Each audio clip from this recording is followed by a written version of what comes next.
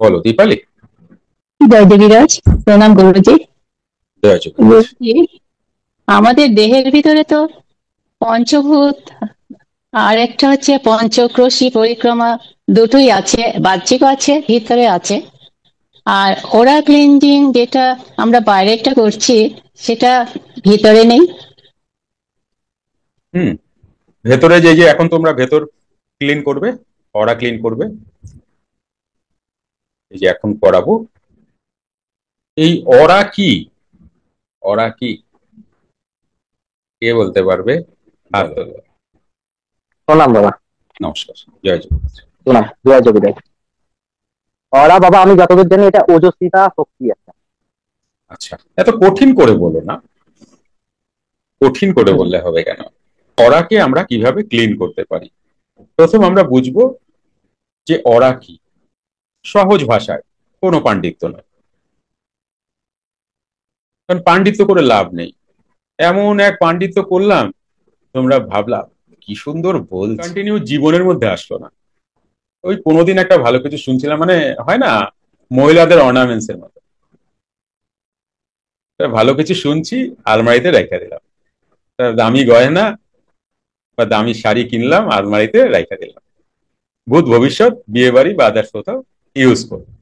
এরকম ভাবে জ্ঞান নিয়ে দরকার কি? ঠিক বললাম কিনা? জ্ঞান এমন ভাবে নাও যাতে করে জীবনের অঙ্গ হয়ে যায়। তাহলে ওরা হচ্ছে আমাদের বডির একটা কাভার। যেমন আমরা পোশাক পরি, পোশাক পরে বসেছি না, ঠিক ওরা এমনটাই। এইবার বলো কে কে ভুলবার জীবনে ভুলবা? ওরা কি? হ্যাঁ, এটা আমাদের শরীরের একটা কাভার বলতে পারো, একটা কভার করা থাকে। এইটা ব্রাইটও হয়, আবার ব্লারও হয়। এটা অনেক শাইনও করে, কারু চকচকে হয়, আবার অনেকের এটা ম্লানও হয় বা অস্পষ্ট হয়। সবারই অরা থাকবে, এবং অরা কারুর ব্রাইট, কারুর নিভু নিভু। এবার কি করে বুঝবো? এটাকে বলা হয় আভা মণ্ডল। আভা মণ্ডল নাম শুনেছ? আভা মণ্ডল। তাহলে এবার আমার অরা চকচকে না নিবু নিবু? আমার অরা কি খুব স্ট্রং পাওয়ারফুল নাকি নয়? এটা আমরা কি করে বুঝবো? দেখো, এটা আমরা বুঝবো যে আমরা আমাদের দৈনন্দিন জীবনে, আমরা আমাদের দৈনন্দিন জীবনে কেমন মানুষের সঙ্গে মিশি বা আমরা কেমন মানুষকে অ্যাট্রাক্ট করি, এবং তাদের থেকে আমরা কি পাই, কেমন পাই। আমাকে কি কেউ দুঃখই দিয়ে গেল, দুটো বাজে কথাই বলে গেল? আমাকে কি কেউ ডিপ্রেশন দিয়ে গেল, অ্যাংজাইটির মধ্যে ফেলে গেল, কোনো টেনশনওয়ালা কথা বলে গেল, বা কোন রকম খারাপ কথা বলে গেল? যত মানুষ আমাদের সাথে মেশে, জানবে আমার অরাই অ্যাট্রাক্ট করে। কি বুঝতে পারছো? খারাপ কিংবা ভালো, আমার যদি অরা স্ট্রং হয়, পাওয়ারফুল হয়, তাহলে অল টাইম ভালো মানুষ আমার সাথে মিশবে, আমার কাছে আসবে। আর যদি অরা স্ট্রং না হয়, তাহলে দেখবে আননেসেসারি তোমায় দুঃখ দিয়ে চলে যাবে। কেউ আসলো, দুটো খারাপ কথা বলে গেল, আননেসেসারি তোমায় ক্রিটিসাইজ করে চলে গেল, বা তোমার মনে দুঃখ দিয়ে গেল বেমতলব। যদি ওরা স্ট্রং না থাকে, তুমি দেখবে বিজনেস লস। বিজনেসে তুমি খাপই খুলতে পারছো না, যেভাবে চিন্তা করছো সেইভাবে তুমি পারছো না। রিলেশনগুলিকে তুমি যেভাবে মনে করছো, রিলেশনগুলো ঠিক তেমন হচ্ছে না। তুমি লোকের সাথে বলছো ভালো কথা, লোক বুঝলো ভুল, আর তোমাকে ব্যথা দিয়ে গেল। বোঝা যাচ্ছে আমি কি বলছি? বুঝতে পারছো? প্রমোশন পাচ্ছই না, তোমার প্রমোশন পাওয়ারই কথা, কিন্তু তুমি পাচ্ছ না। কেন? কারণ তোমার আত্মবিশ্বাসের অভাব, তোমার নিজের কাজের ওপরে সন্দেহ,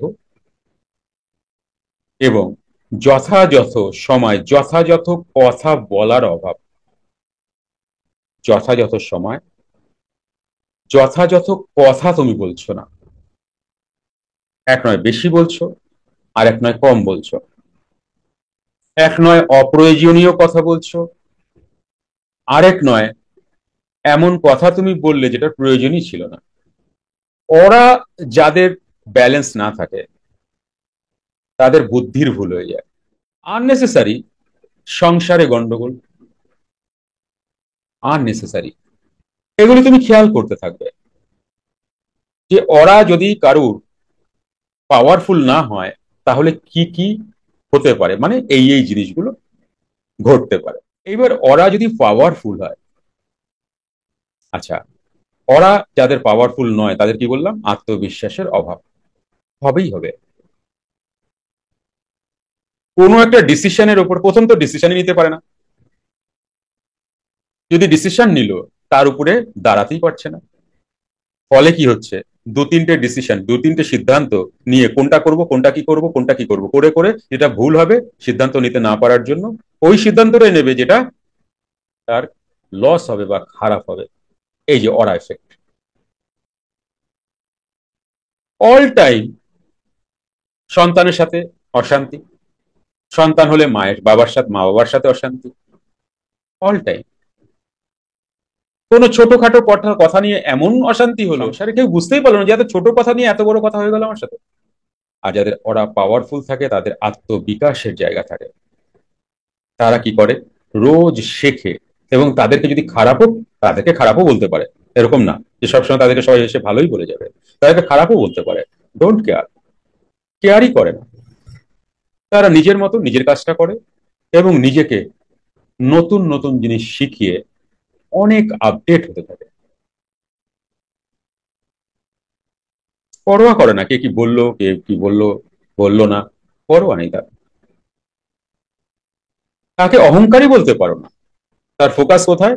তার নতুন সৃষ্টিতে, বা নতুন কাজে, বা পজিটিভ চিন্তা ভাবনাতে।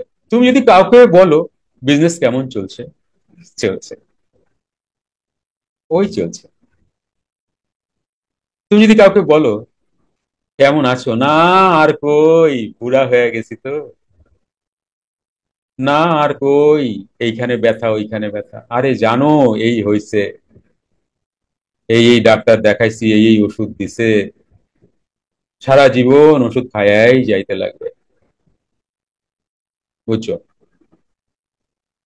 ব্যাপারটা হচ্ছে যে অ্যাকচুয়ালি বোঝার চেষ্টা করো যে আরএমপি ক্লাস জানে তো তোমাদেরকে জানাই, আমি এবং আমার এই কথাটা বলার পর খুব ভেবে চিন্তে মানুষকে কথা বলতে হয়, কারণ তুমি যেটা বলছো সেটাই তোমার সাথে ঘটবে।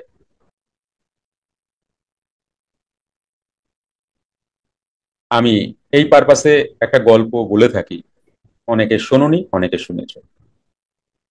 আমরা যদি ভগবান, ঈশ্বর বা কাউকে আমাদের সুপ্রিম পাওয়ার ভেবে থাকি,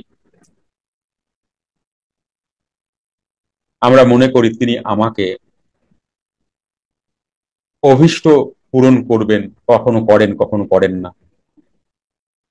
তো যখন করেন তখন তো করেন, যখন করেন না তখন আমরা ভগবান বা ঈশ্বরকে বা সৃষ্টিকর্তাকে আমরা ব্লেম দিতে থাকি, আমার ভালো ভগবানও চায় না।